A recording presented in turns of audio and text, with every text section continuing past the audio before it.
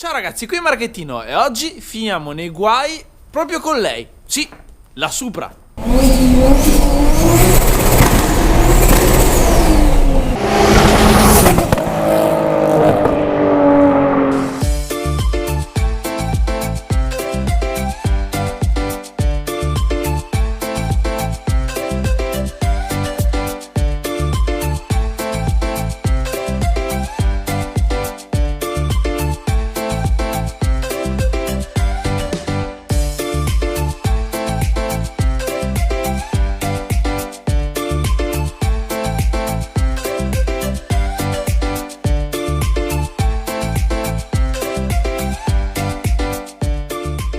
Allora ragazzi, io penso che oggi finiremo veramente nei guai. Sono al volante di una Supra.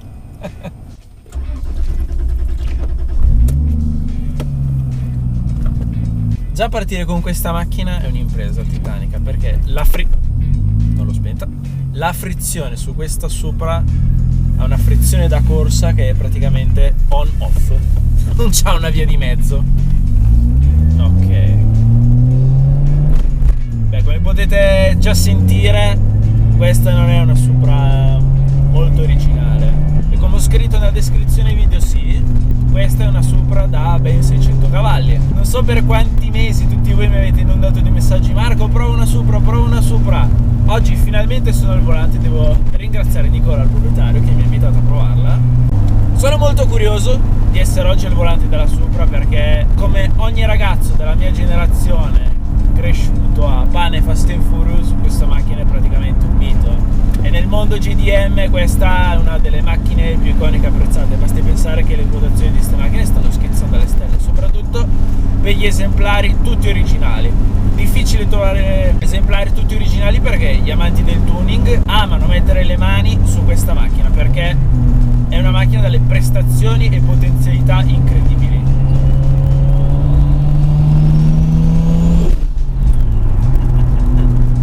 Davanti a me il leggendario, iconico motore 2JZ GTR. Penso sia il pregio più grande di questa macchina. È un motore dalle potenzialità incredibili. È un motore solido, affidabile, e tenendo motore e trasmissione originali riescono a raggiungere cavallerie molto importanti.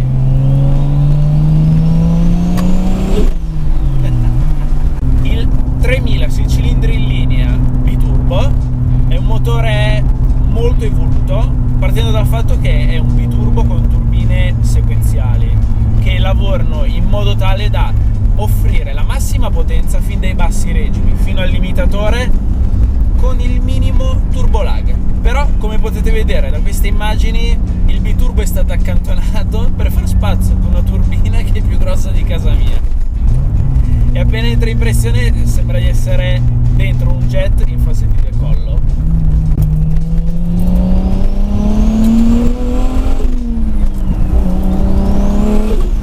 Date le condizioni meteo, dato anche il fatto che questa macchina monta delle gomme semi-slick, sto dando il gas con una delicatezza degna di un chirurgo. Questa, come avete immaginato, è una Supra importata dal Giappone. La strumentazione è in miglioraria perché è stata comprata in Inghilterra. Infatti in Inghilterra c'è un forte mercato per le GDM. La particolarità del fatto che questa è una versione giapponese è che questo motore, destinato per il mercato giapponese, sviluppava 280 cavalli e 431 Nm di coppia. Questa macchina, che è praticamente stravolta, sviluppa all'incirca 600 cavalli e 700 Nm di coppia. Questa, essendo uno dei primi esemplari, non è elettronica, solo l'ABS, quindi l'unico controllo di trazione sta nella percentuale di pressione che esercito sul pedale del gas.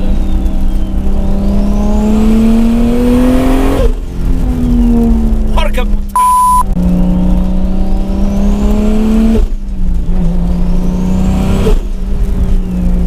È fuori di testa sta macchina.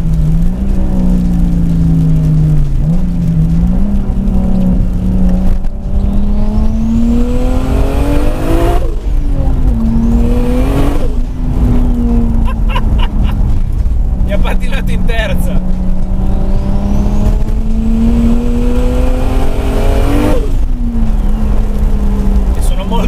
concentrato col gas. Praticamente sotto i 4000 giri questo motore è dormiente, si sente la turbina che carica.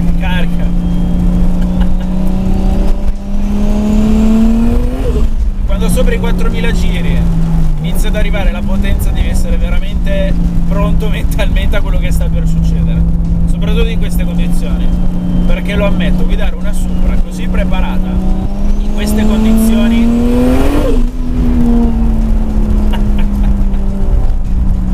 bisogna usare la testa.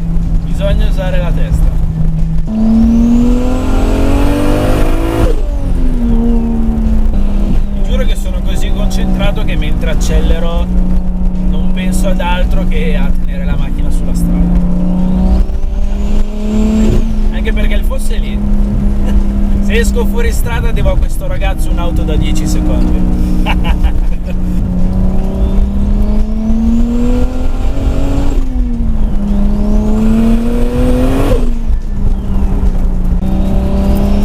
Con questo tempo il proprietario medio di Ferrari non esce, quindi purtroppo oggi non riusciremo a trovare una 355 da fumigare. È inutile dirlo che i film hanno una grossa influenza su di noi e pensare alla saga di Fast and Furious, specialmente il primo film, che secondo me è uno dei più belli.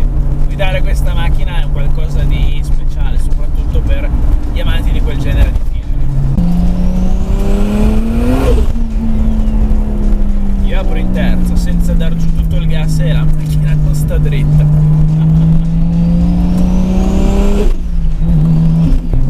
Io non oso immaginare quelli che modificano le Supra e superano tranquillamente i 1000 cavalli e non so come fanno a sfruttare la macchina. Io penso che in quel caso diventa più una macchina da quarto di miglio che da curva. Diciamo che bisogna trovare l'equilibrio giusto.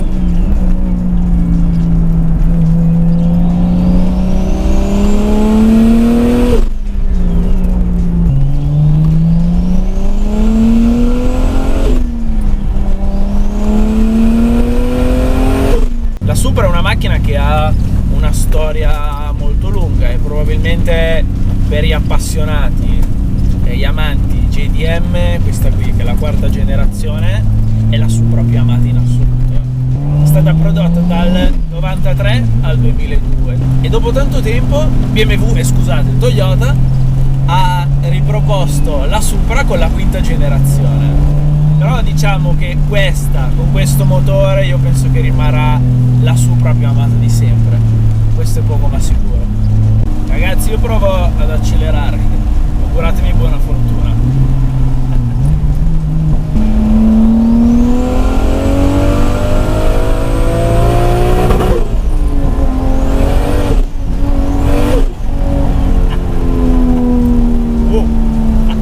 Fino a 8000 giri. Questo motore ha una spinta che è fuori dal mondo.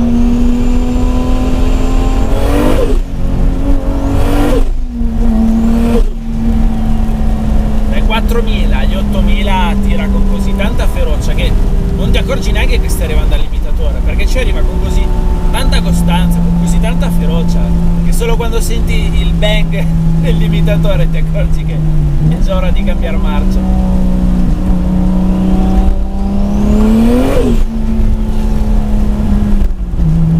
Oggigiorno siamo abituati a guidare supercar che hanno 6, 700, 800 cavalli, ma hanno così tanta elettronica che ti permettono di scaricare tutta quella potenza nel massimo della sicurezza, in alcuni casi facendoti anche perdere il brivido della velocità. Ma guidare una Supra modificata in queste condizioni posso garantire con esperienza piuttosto intensa.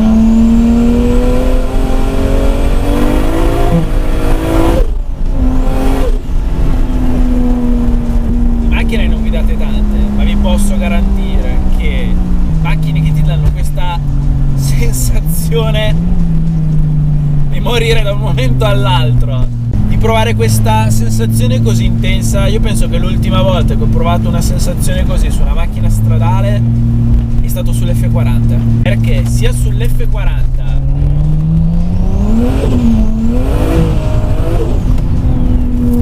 che su questa mi colpisce molto l'erogazione. quell'erogazione da turbo vecchia scuola. Senti fino ai medi, la turbina che è dormiente, e arriva tutta ad un colpo che ti dà quel calcio da dietro, e quando arriva tutta quella potenza è meglio che tieni entrambe le mani sul volante e stai pronto al peggio. Pazzesco.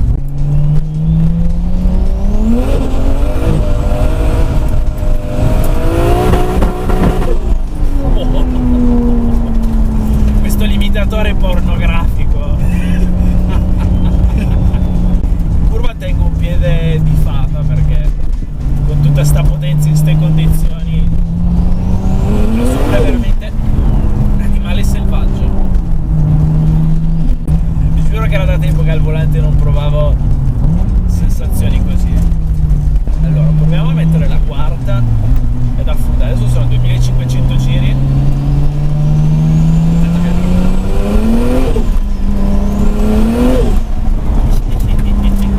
In quarta 4000 inizia a pattinare, però devo dire che non è male questo sterzo perché è molto comunicativo. Io non mi fiderei a spingere così su una macchina che non mi trasmette sicurezza, che non mi trasmette per bene quello che sta succedendo sulle gomme posteriori, e questo devo dirlo. La Supra ha veramente un ottimo sterzo, permette di gestire anche in queste situazioni tutta questa potenza cercando di rimanere vivi e sulla strada.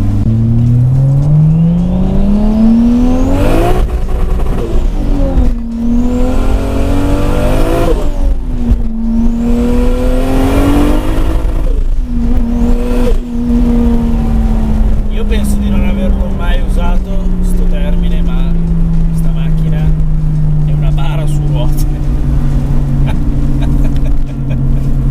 Se siete sposati e non sopportate più vostra moglie, compratevi una di queste, che così ogni volta che la usate vi divertite e non siete sicuri di tornare a casa.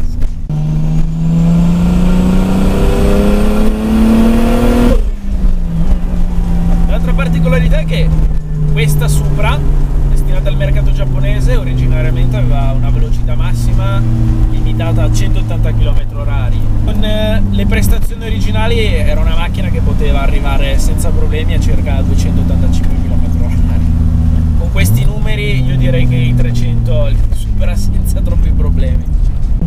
YouTube è pieno di filmati di Supra che umiliano supercar ben più costose, e adesso capisco che cosa significa guidare una Supra preparata, una macchina veramente pazzesca. Ora capisco perché è una macchina così amata. Pazzesca.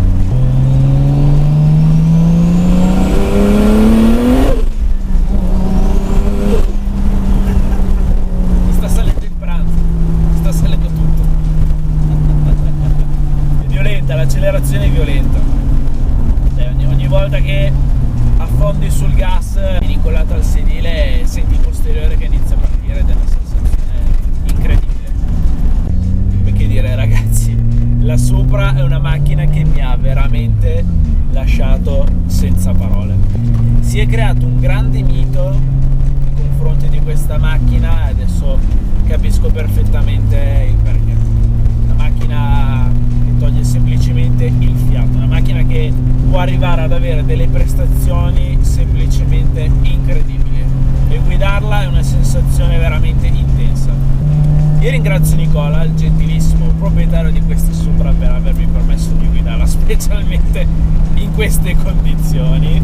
E ragazzi, se vi è piaciuto questo video mettete like, iscrivetevi al canale se non avete ancora fatto, e come sempre grazie per la visione. Ciao.